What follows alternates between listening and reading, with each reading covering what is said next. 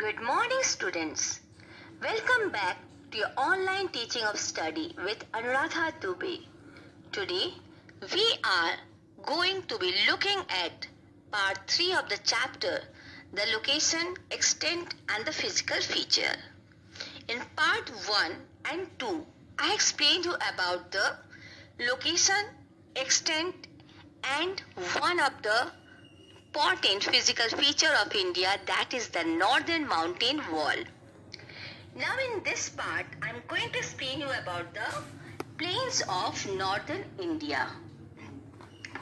The plains of northern India include the lowlands of the three major rivers, the Ganga, the Brahmaputra and the Indus together with their tributaries. They occupy 1/5 of the area but support half the population of South Asia. These plains are the core area of its political, economic and the cultural activities. Now I will explain you about the subdivisions of plain. Of the basis of a regional characteristics, the Great Plains can be subdivided into the following areas. First is the Punjab Plain with a distance of 640 km from northeast to southwest and 300 km from west to east. These flat plains occupy 1.75 lakh square kilometer. Most of it lies in Pakistan. In India, these plains lie in Punjab, Haryana and Himachal Pradesh.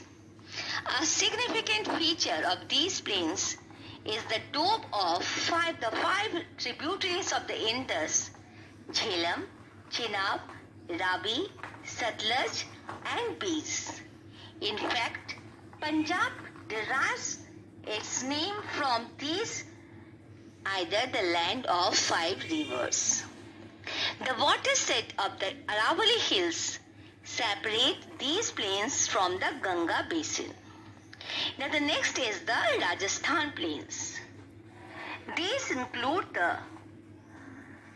Marusthali or the Great Indian Desert.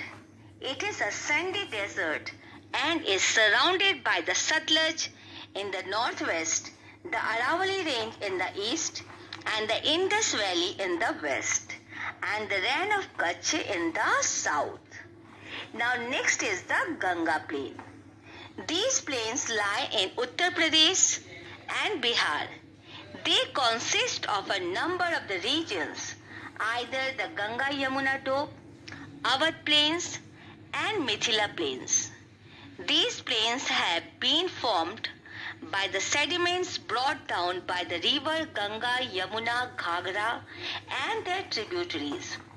Both the Bhabhar and Tarai belts are well formed in the Uttar Pradesh plains. Now the last one is the Brahmaputra plains. These low-level plains extend in Assam for about 640 kilometers with a width of 90 to 100 kilometers. They have been formed by deposits from the Brahmaputra river and its tributaries and are bordered by high mountains. Now, let's start with the significance of the northern plains. The northern plains are among the most level and extensive plains in the world. They are of immense significance due to the following reasons. First is favorable for the human settlement. The northern plains are the most favorable for human settlement as they are endowed with fertile soil, numerous rivers, favorable climate. Second is rich agricultural land. The fertile soil, perennial water resources and favorable climate have made the northern plains rich agricultural land. Third is social religious significance.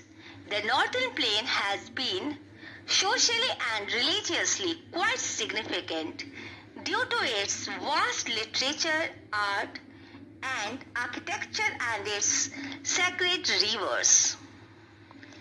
Now the last one, transport and communication facilities. The plains are almost level with average elevation varying from 200 meter above to 90 meter above the sea level. The flatness of the land also allows easy access for communication facilities. So, the northern plains, this point is over. So you read this chapter thoroughly, and tomorrow I will explain you the fourth physical feature of India. Thank you. God bless you all.